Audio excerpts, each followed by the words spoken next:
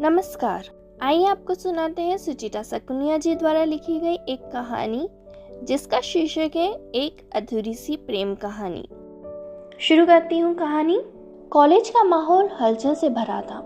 बाहर से निरीक्षक आए थे और विभिन्न जगहों से छात्र छात्राएं परीक्षा देने पहुंचे थे। शिखा हमेशा की तरह देर से भागती हुई सीढ़ियां चढ़ रही थी, हाथ में किताबें और कानों में हेडफोन। वह अपने ही ख्यालों में खोई हुई थी। तभी अचानक एक जोर से आवाज आई, अरे संभल के। घबराई शिखा ने पलटकर देखा। एक लड़का उसी की तरफ देख रहा था जिसने उसे गिरने से बचाने के लिए चेतावनी दी थी।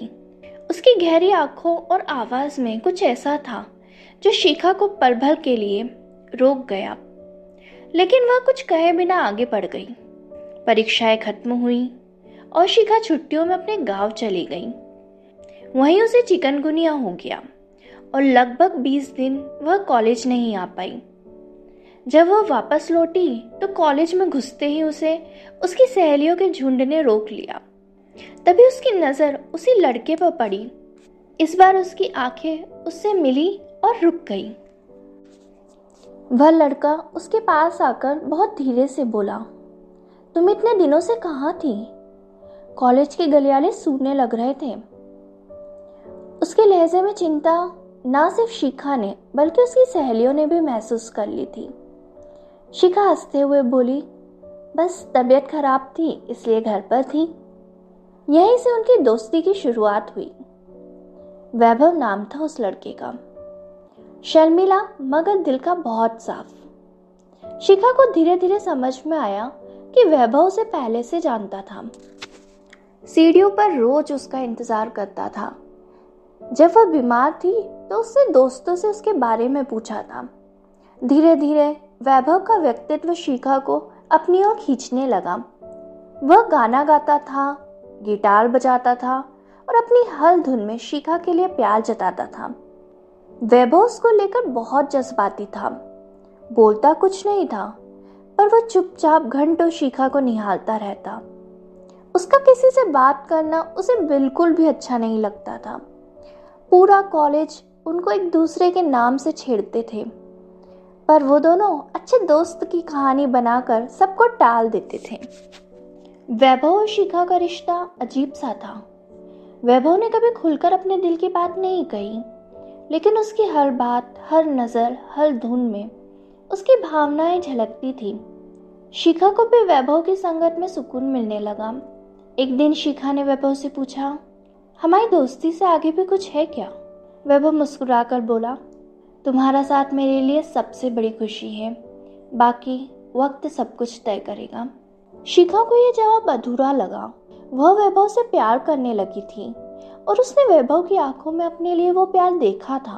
वो घंटों उसके हॉस्टल के नीचे उसकी एक झलक पाने के लिए खड़ा रहता था, लेकिन उसने कभी अपनी भावना को शब्दों में पिरोया नहीं था और ना ही कभी अपनी कोई हद पार की थी। कुछ तो था उसके मन में जो उसे अपनी बात कहने से रोकता था। इधर शिखा के घर वालों ने उसकी शादी के लिए लड़का ढूंढ लिया और जब शिखा ने यह बात वैभव को बताई तो वैभव ने कहा, तो शादी कर लो। शिखा ने नाराजगी से पूछा, इतनी आसानी से तुम कह रहे हो कि मुझे किसी और के साथ अपना जीवन बिता देना चाहिए? वैभव ने जवाब दिया, तुम्हारे मम्मी पापा जो चाहे वही सही होगा। मैं तुम्हें रोकने का हक नहीं रखता हूँ। शिखा को वैभव की यह बात चुभ गई थी। वो उम्मीद कर रही थी कि कम से कम अब तो वैभव अपने दिल की बात बोलेगा, लेकिन उसके शब्द और उसकी आंखें एकदम विपरीत थी। शिखा ने गुस्से और मायूसी में परिवार की पसंद से शादी कर ली, लेकिन शायद शिखा की किस्मत में प्यार पाना लिखा ही नहीं था। शिखा का वैवाहिक जीवन वैसा नहीं था जैसा उसने सोचा था। उसका पति अच्छा इंसान था, लेकिन उसके बीच वह गहराई नहीं थी जो वैभव की आंखों में झलकती थी। शिखा अक्सर अपने पति यानी रवि की बेरुखी से दुखी होती थी। ऐसा नहीं है कि उसने इस रिश्ते को अच्छे से जिया नहीं था। वैभव की यादों को भूलने की कोशिश करते हुए अपना सब कुछ न्योछावर कर दिया था। वो सब कुछ करती जिससे रवि खुश हो जाए और उसे पसंद करने लगे। अक्सर वो अपने आप को तन्हा महसूस करती और खुद से बात करती रहती। कभी कभी सोचती हूँ, क्या यही मेरा जीवन है? सुबह से रात तक दूसरों के लिए जीना, लेकिन मेरे लिए कोई नहीं। रवि तो जैसे कभी मुझे देखता ही नहीं। उसके लिए मैं सिर्फ एक आदत हूँ, एक जिम्मेदारी। प्यार शायद उसने कभी किया ही नहीं। वैभव, वो कभी ऐसा नहीं था। उसकी आंखें कहती थी कि मैं उसके लिए बहुत खास हूँ। मेरे कहने से पहले ही वो मेरी हर बात समझ जाता था। लेकिन मेरी किस्मत, मेरे फैसले, सब ने मुझे यहाँ बांध दिया, इस रिश्ते में जहाँ सिर्फ मैं हूँ पर हम नहीं। शिखा ने अपनी तन्हाई को दूर करने के लिए अपने आप को लेखन में डुबो दिया था। उसे कविता और कहानियां लिखना बहुत पसंद था। दूसरी तरफ वैभव ने खुद को पूरी तरह संगीत में डुबो दिया। उसकी धुनों में अब दर्द झलकता था। ऐसे ही देखते देखते 5 साल बीत गए। शिखा एक प्रसिद्ध लेखिका बन गई। उसकी कविताओं में अधूरी भावनाएं और टूटे सपने झलकते थे। और वैभव ने भी संगीत की दुनिया में अपना नाम कमा लिया था। 5 साल बाद एक दिन शिखा एक कैफे में बैठकर अपनी नई किताब पर काम कर रही थी। तभी गिटार की धुनों ने उसे अपनी ओर खींच लिया। उसने मुड़कर देखा तो ये वैभव की गिटार की आवाज थी। दोनों की आंखें मिली। शिखा ने पूछा, तुम यहाँ? वैभव ने जवाब दिया, और तुम? दोनों पास बैठे और जिंदगी की बातें करने लगे। शिखा ने अपनी शादी के खालीपन के बारे में बताया। उसने झिझकते हुए पूछा, क्या तुमने मुझे कभी याद किया? वैभव ने धीरे से कहा, हर पल। कैफे में हल्की रोशनी और गिटार की धीमी धुनों के बीच वैभव कुछ देर शांत बैठा रहा। उसकी आंखों में बीते हुए वक्त की परछाई झलक रही थी। उसने शिखा की तरफ देखा, जैसे शब्दों को जुटाने की कोशिश कर रहा हूं। उसने गहरी सांस लेकर कहा, शिखा, तुम्हें शायद ये जानने का हक है कि मैंने तुम्हारे साथ ऐसा क्यों किया। शिखा ने उत्सुकता और अधीरता से उसकी ओर देखा। वैभव ने कहना शुरू किया, तुम्हारे जाने के बाद मुझे एहसास हुआ कि मैं तुम्हारे बिना नहीं रह सकता। तुम्हारे साथ बिताए हर पल मेरे लिए अनमोल थे।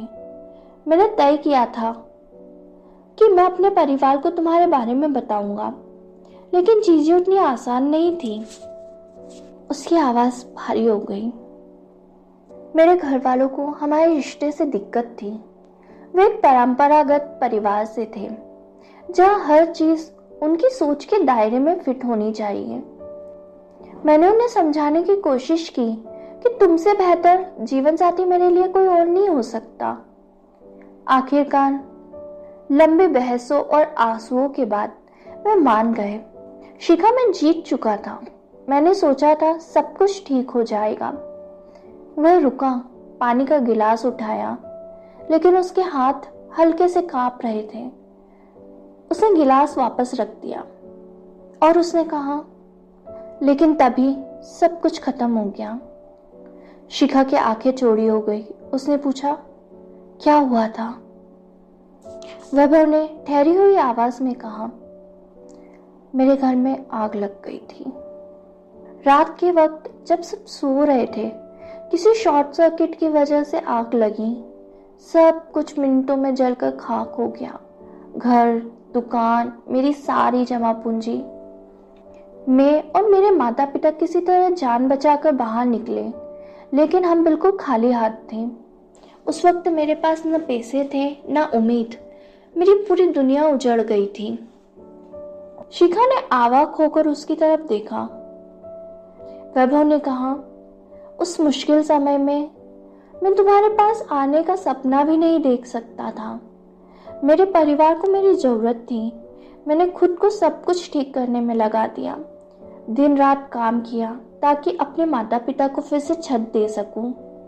मैं चाहता था कि जब मैं तुम्हारे पास आऊं तो सिर ऊंचा करके आऊं, लेकिन जब तक मैं तुम्हारे पास पहुंच सका तब तक बहुत देर हो चुकी थी।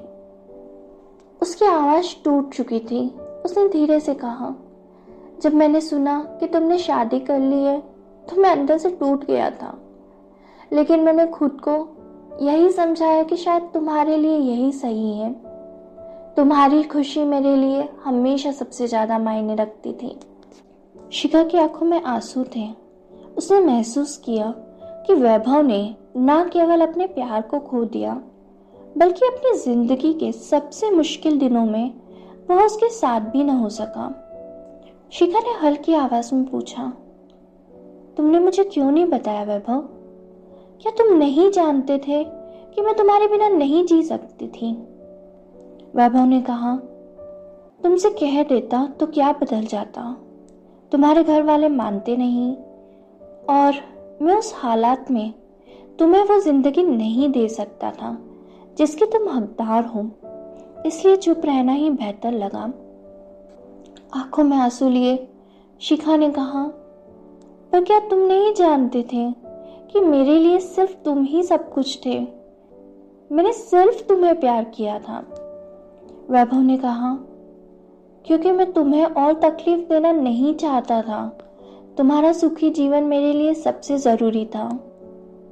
शिखा ने कहा, क्या तुम जानते हो मैं उस रिश्ते में खुश नहीं हूँ। मैंने हर कोशिश की अपने रिश्ते को बचाने की, पर रवि के मन में अपने लिए कोई जगह नहीं बना पाई। वैभव ने कहा, शिखा, तुम्हें देखकर ऐसा लगता है जैसे मैंने तुम्हें बहुत दर्द दिया है, पर यकीन मानो मैंने तुम्हारे चेहरे पर मुस्कान देखने के लिए सब कुछ सहा। वैभव का जवाब सुनने के बाद शिखा उसकी आंखों में देख रही थी।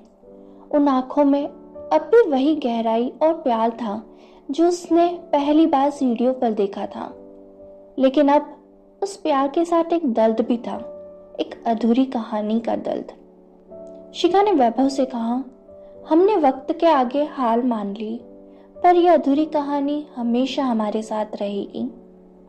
वैभव ने हल्की मुस्कान के साथ कहा, कुछ कहानियां मुकम्मल नहीं होती, पर वो अधूरी ही खूबसूरत लगती है शिखा, और शायद ये कहानी हमें अगले जन्म में मुकम्मल होने का वादा दे रही है।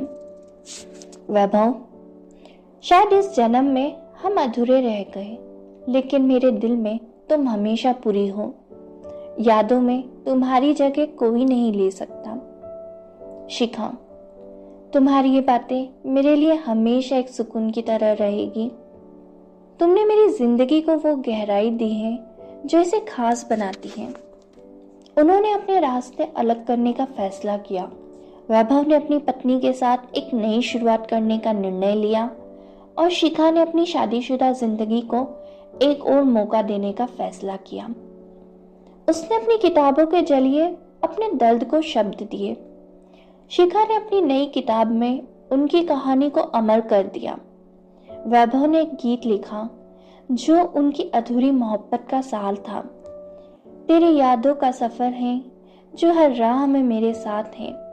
तेरी यादों का सफर है जो हर राह में मेरे साथ है। तेरी मोहब्बत अधूरी सही पर मेरे दिल के लिए खास है, पर मेरे दिल के लिए खास है। इसी के साथ सुचिता साकुनिया द्वारा लिखी गई एक अधूरी सी प्रेम कहानी यहीं समाप्त होती है।